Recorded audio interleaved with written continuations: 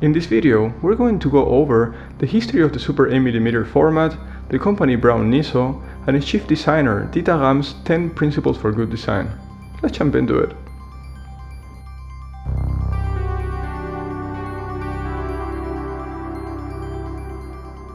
A Super 8mm camera is a motion picture camera specifically manufactured to use the Super 8mm picture format. It was first introduced in 1965 by Eastman Kodak for their newly amateur film format, which replaced the regular 8mm. It featured a better quality image and was easier to use, mainly due to a cartridge loading system that did not require reloading and rethreading halfway through. The format gained popularity during late 60s and boomed throughout the 70s. For the first time, making movies at home with no previous knowledge of filmmaking was finally possible. The videocassette recording eventually replaced the Super 8 format at the beginning of the 80s, and Super 8mm became just a niche for students and artists. The 8mm film stock was manufactured by Kodak till 2005, when the company announced it would stop producing Kodachrome. Fortunately, in the spring of 2019, Kodak officially went back to making Super 8 film, so there is a new wave of filmmakers that are willing to try its charms. Many of them probably wonder which Super 8 camera to buy. The list of brands that produce these cameras is quite long, and most of them are already more than 40 years old. There is a consensus in forums and other platforms online that many of the cameras were made with cheap parts and were easily prone to malfunction. Only a handful of Super 8 camera manufacturers are still considered to be reliable after so many years. Some of those are the Japanese giant Canon, the French Beaulieu, and Braun Nizo from Germany. But Nizo and Braun were not always the same company. Nizo was founded in 1925 by Nizzoli and Kramer and was a very well-respected European producer of amateur film cameras and projectors. They built the first European 16mm camera with a built-in clockwork and the continent's first 8mm camera, the Nizo 8E. Unfortunately, by the end of the 50s, the company was still making products in very small runs and couldn't keep up with the market's mass production fast-paced technology evolution. Debt accumulation turned into insolvency at the beginning of the 60s, and their plant was on the brink of bankruptcy.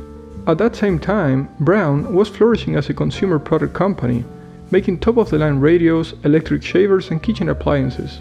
Midway through the 1950s, Braun started a phase of cooperation with the Ulm School of Design, seeking to develop a more forward-looking product design approach.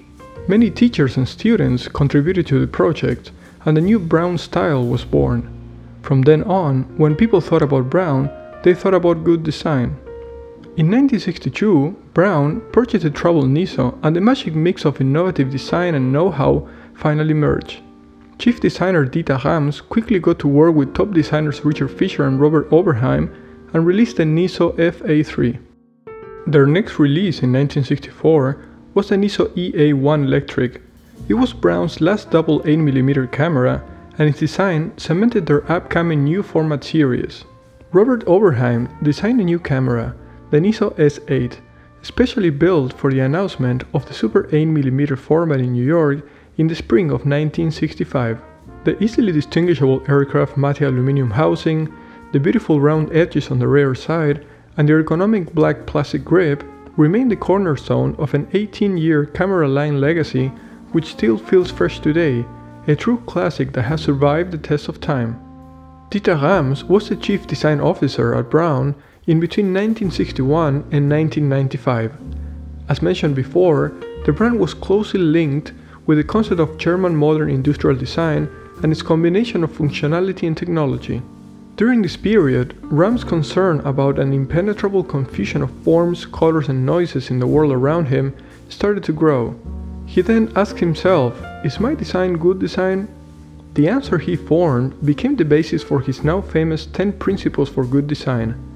Now, let's analyze each principle in relationship with the Braun Nizo Super 8 cameras. It's innovative. The possibilities for progression are not, by any means, exhausted.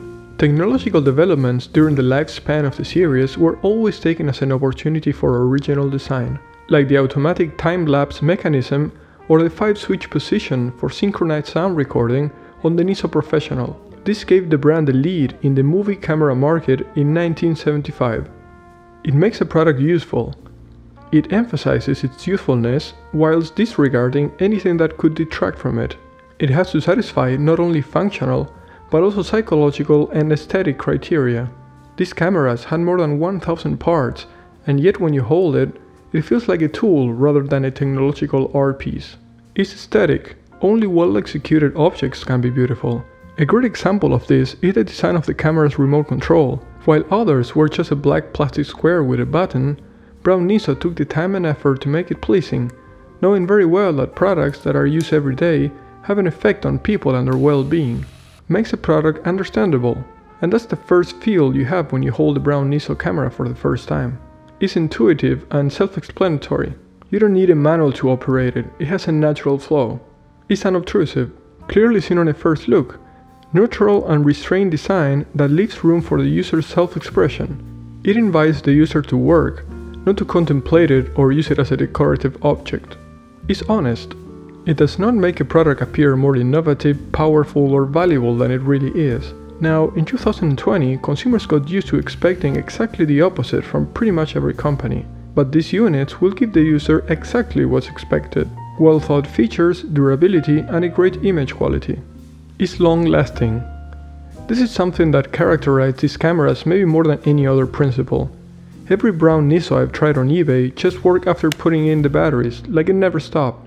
That is remarkable, even more so knowing that so many Super 8 cameras from other manufacturers should be avoided at all costs if they're listed as not tested. It's thorough down to the last detail, and it really does feel like nothing was arbitrarily left to chance, like the battery box container, perfectly isolated and located on the grip rather than the camera body to avoid leakage on other components. It's environmentally friendly. And yes, this was written almost 50 years ago. Rams is still an advocate for moving away from the throwaway habit as well as for sustainability. In a recent interview, he stated that the future of design is to take care not only of our personal environment, but also our cities and resources. It's minimal. This shows how ahead of its time Dieter Rams and Braun were. Good design elevates the essential functions of a product. We can clearly see it on the S8 line. There are no gimmicks, just an X number of knobs for an X number of features. Simple as possible, but not simpler. That was that. I hope you enjoyed the video. For someone who's looking to buy an 8mm camera today to explore the beauty of the format, I believe these principles are also 10 very good reasons to pick up a Braun Nizo. I'll share a few links in the description down below of books and online content that helped me on my research that you can also buy if you're interested in expanding your knowledge in the subject. Thanks for watching. Until next time.